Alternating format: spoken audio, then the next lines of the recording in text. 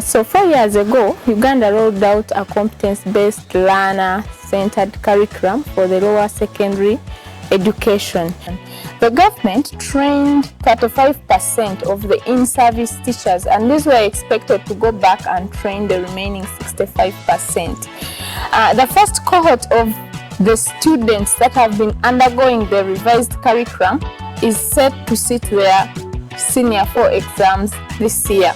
So questions are abound on whether the cascade model of training the teachers has worked, whether learners have been well prepared, and in the first place, if the teachers were also prepared enough to implement the curriculum.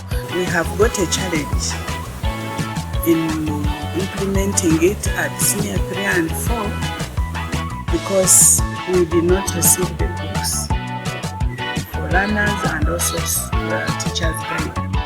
The challenge we are having is to get from schools that have, because they are not allowed to be sold. So we get from schools that have, we photocopy, and then we share them out to the learners and also teachers. And they are not enough. You find it that some teachers they are using. Somebody is born in all the curriculum, you and told you all the curriculum. So we are struggling to clean that all the system out of our teachers. Are you aware that up to now this unit is requiring the project? But we even don't know, because last time we were told in the NEGO training, but they told us when we asked the questions, they said when there is a team that is coming that's going to specify. Because we are asking, is it one project for a learner or the projects coming from each very subject? Group y'abazadde tesobola kufandinga class 1 nga tebamanyi lwaki bakola bakifanda. Yo omuzadde bwakuwa fees ayagala buli kintu kyonna enkuzola. Abazadde basobola data era mu ggwanga kibangi. Ekyokubiri group emu y'abazadde bwe babanga abazadde tebasomesebwa naffe ffennyini abasomesa si bangi abategeera ki abali ku kikumi, so omusomesa wandibadde ate oli ahead nnyo. In May this year, EPRC and the PACT chapter carried out a mini survey in several schools across the country, and we found some serious gaps in the implementation, especially when it comes to assessment of students' works. We found gaps in scenario setting. Then there was confusion on project work. How many projects to do? Is it per subject? Is it per student?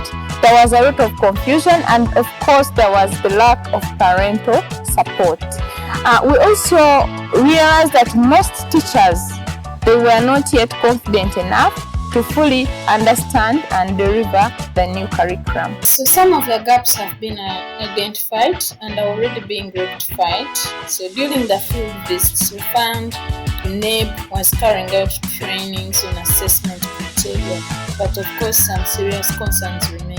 And so we had to improvise by inviting facilitators who have done the training earlier, but then they come here and we invite teachers from different schools.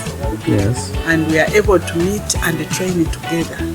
So I'm sure that all of us are moving together, because as we attend those seminars, internal in the school, external by government, we are trying to catch up. We need more training of our teachers, mainly in assessment. And we need your support to continue to train them. Let computers and the internet, let them provide more ease.